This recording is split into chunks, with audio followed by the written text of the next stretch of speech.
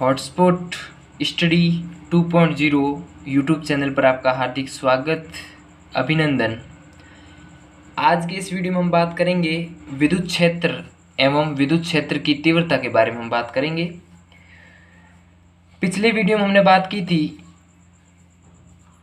विद्युत आवेश, कूलाम का नियम आदि के बारे में। उसी टॉपिक को आगे बढ़ाते हुए हम बात करेंगे आज विद्युत क्षेत्र की तीव्रता के बारे में। उससे पहले अगर आपने हमारे यूट्यूब चैनल को सब्सक्राइब नहीं किया तो प्लीज़ सब्सक्राइब करें, लाइक करें, शेयर करें, कमेंट करें और बेल आइकन को दबाना ना भूलें ताकि हमारे लेटेस्ट वीडियो आपको मिलते रहे। तो चलिए हम बात करते हैं विद्युत क्षेत्र की तीव्रता के बारे में। तो चलो, हम अपने को पता है कि विद्युत क्षेत्र और विद्युत क्षेत्र की तीव्रता दोनों क्या है, एक ही चीज़ है। विद्युत क्षेत्र की तीव्रता क्या होती है? विद्युत क्षेत्र को गणितीय रूप में व्यक्त करने के लिए अपन विद्युत क्षेत्र की तीव्रता लेते हैं। तो अपन देखो, मानना उसको समझने के लिए, विद्युत क्षेत्र को समझने के लिए, मतलब ये कोई क्षेत्र है जिसको मतलब वो एक किसी आवेश के चारों ओर ये उत्पन्न होता है। तो कैसे समझेंगे? तो मानना कि कोई दो आवेश है Q, एक पहला आवेश दे दो Q1, दूसरा अपन दे देते हैं आवेश है ये कोई Q2 आवेश है। समझने के लिए लेते हैं कि दोनों, एक Q1 है तथा एक Q2 है, इनके मध्य दूरी कितनी है? R डिस्टेंस है। दूरी कितनी है? R है। इस बिंदु को मैं एक नाम दे देता हूँ P बिंदु। क्या नाम दे देता हूँ? P बिंदु। अब मैं क्या करता हूँ, अपन को पता है कि Q1 के कारण Q2 पर बल लगेगा, वो इस दिशा में लगेगा, और Q2 के कारण Q1 पर लगेगा, वो इस दिशा में लगेगा। तो इस बल को अपन नाम दे देते F21, वो पिछले वीडियो में हमने बात की थी। इसी प्रकार F12 देते, कैसे देते वो मैंने अच्छी तरीके से समझा रखा उस वीडियो में।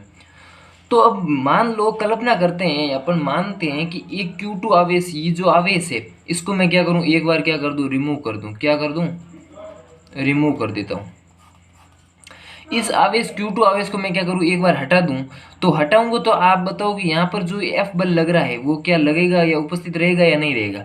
सीधी सी बात है कि आवेश नहीं होगा तो बल अनुभव नहीं होगा। सीधी सी बात है, बल अनुभव नहीं करेगा ये। तो उसी प्रकार जब मैं क्या करता हूँ, वापस इसी आवेश को वापस Q2 पर क्या करता हूँ, वापस इसको क्या कर देता हूँ, यहाँ पे वापस पुनः व्यवस्थित कर देता हूँ। क्या कर देता हूँ? पुनः व्यवस्थित कर देता हूँ। तो क्या करता है, ये वापस क्या करता है, बल का अनुभव करने लगता है। तो अपने इससे क्या समझ रहे हैं कि जब ये कोई Q2 आवेश है, इसके चारों ओर कोई क्षेत्र उत्पन्न हो रहा है। क्या उत्पन्न हो रहा है? क्षेत्र उत्पन्न हो रहा है। कुछ न कुछ क्षेत्र उत्पन्न हो रहा है, जिससे उत्पन्न कैसे पता चला उत्पन्न हो रहा है कि पहले तो अपने को आवेश यहाँ पे हटाया, इस आवेश को हटाया, तब तो ये कोई बल का अनुभव नहीं कर रहा था। लेकिन वापस Q2 आवेश को लाया तो ये एक बल का अनुभव कर रहा है। बल का अनुभव कर रहा है तो वो किसी न किसी क्षेत्र में, दूसरे आवेश के क्या है, क्षेत्र में है, तभी ये क्या कर रहा है, बल का अनुभव करता है।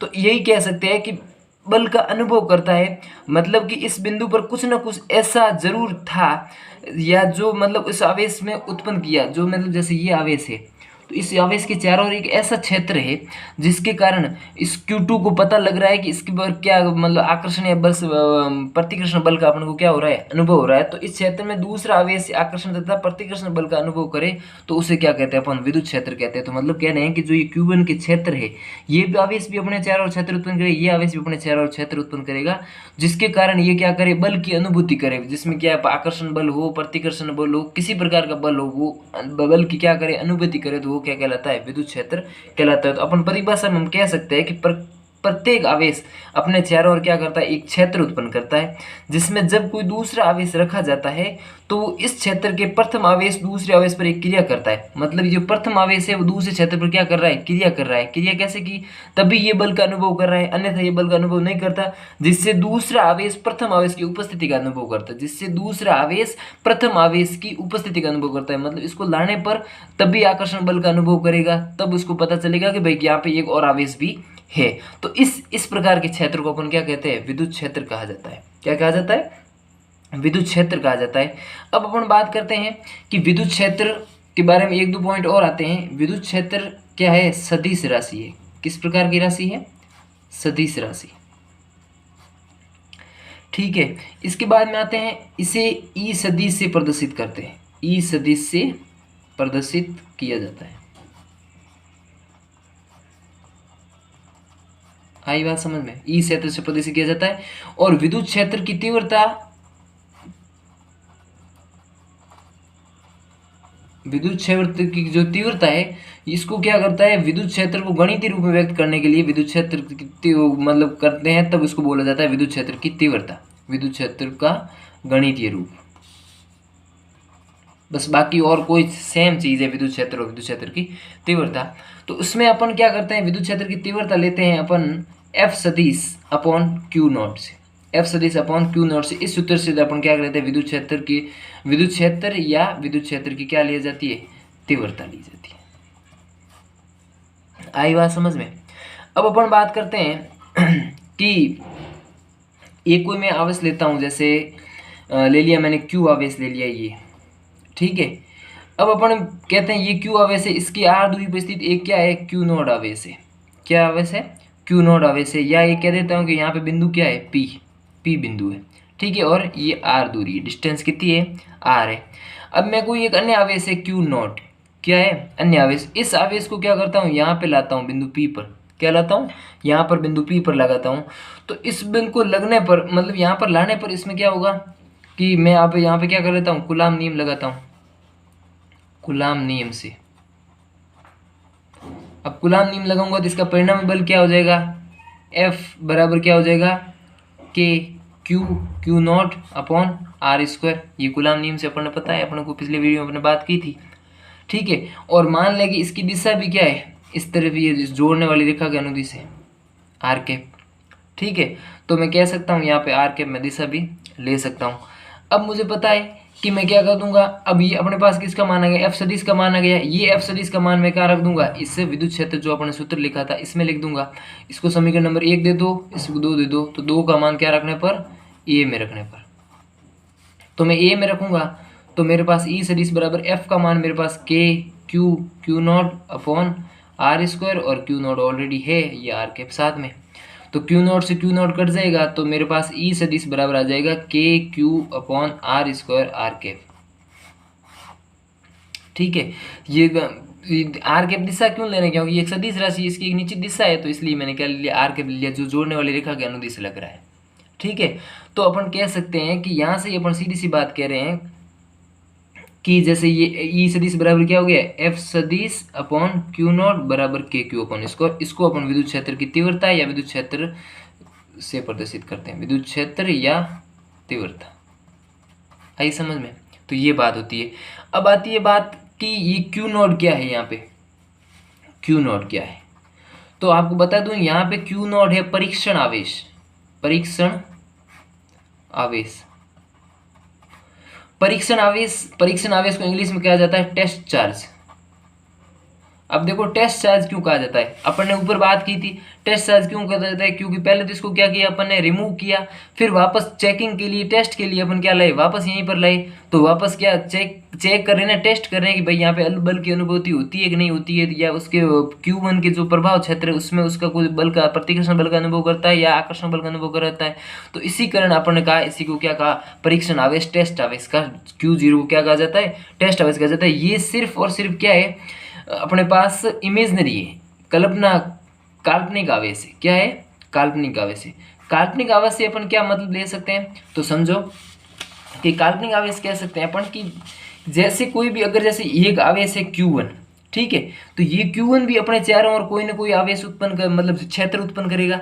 उसी प्रकार ये Q2 आवेश, ये जो Q नॉट है, ये भी अपने पास क्या करेगा, चारों ओर क्या करेगा, अपने पास चारों ओर क्या करेगा, आवेश है तो अपने चारों ओर क्या करेगा, विद्युत क्षेत्र उत्पन्न करेगा।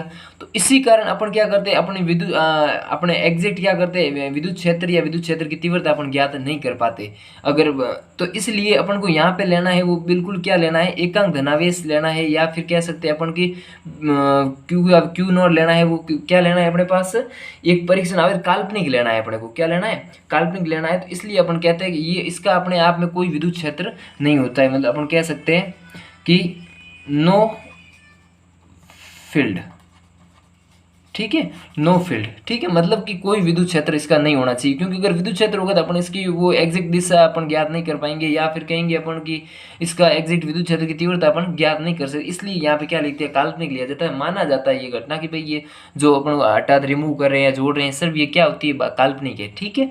तो अपन इसलिए कह रहे हैं कि ये क्यू नॉट है वो इसका कोई क्षेत्र नहीं है, अपना खुद का क्षेत्र नहीं है, और ये क्या है, एक मतलब बहुत ही परिबद्ध आवेश है, क्या कह सकते हैं इसका मतलब एक कूलाम एक इलेक्ट्रॉन के बराबर इसका क्या लिया जाता है, आवेश लिया जाता है। ठीक है, तो अब बात करती है तो कि अपन इसलिए सीधी सी बात अभी फॉर्मूले पर आते हैं कि ई सदिश बराबर क्या हो जाएगा, एफ सदिश अपॉन क्यू नॉट बराबर k q upon r square r सदिश। तो ये अपन कहेंगे कि एकांक